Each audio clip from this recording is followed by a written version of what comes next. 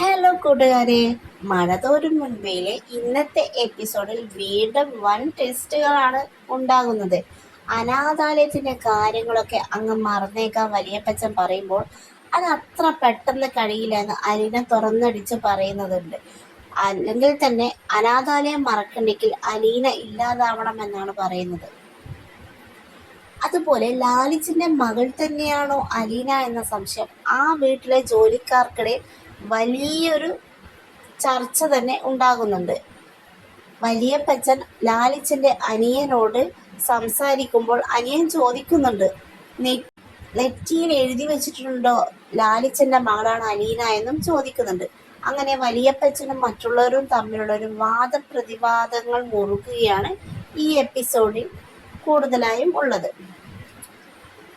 അലീനയെ ഈ വീട്ടിൽ നിന്ന് ഓടിക്കാനല്ല, മറിച്ച് ഇവിടെ തന്നെ പിടിച്ചു നിർത്താനാണ് നമ്മൾ ശ്രമിക്കേണ്ടതെന്ന് വലിയപ്പച്ചൻ കാര്യമായിട്ട് തന്നെ പറയുന്നുണ്ട്. അമ്മ വൈജിയുടെ അടുത്ത് പോയ വരെയുള്ള കാലഘട്ടത്തിൽ അലീന അനുഭവിച്ച ഒരുപാട് കഷ്ടപ്പാടും വിഷമങ്ങളും നമ്മൾ ഈ സീരിയലിൽ കണ്ടതാണ്. അത്രയ്ക്ക് അനുഭവിച്ച അലീനയ്ക്ക് ഇനി ഈ ലാലിച്ചന്റെ വീട്ടിലും ഇതുപോലത്തെ അവസ്ഥകളൊക്കെ തരണം ചെയ്യേണ്ടി വരുമോ? കാത്തിരുന്ന് തന്നെ കാണണം.